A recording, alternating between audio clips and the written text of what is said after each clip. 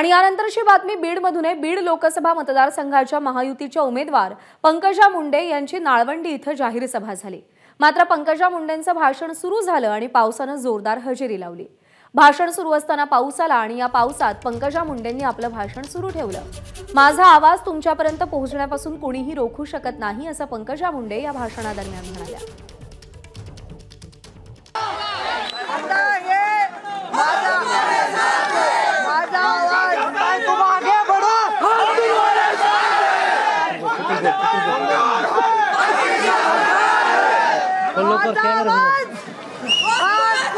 तुमच्यापर्यंत पोहोचण्यापासून रोखू शकत नाही। अजिबात नाही। मोबाईल काढा, खिशातला मोबाईल काढा।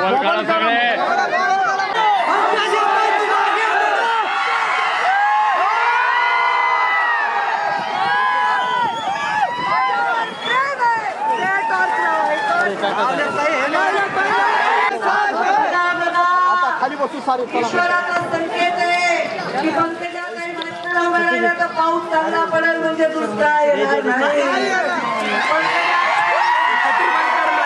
असा मतांचा पाऊस तुम्ही माझ्यावर पाडा, असाच विकासाचा पाऊस मी तुमच्यावर पडल्याशिवाय नाही। एबीपी माझा, उघडा डोळे बघा नीट।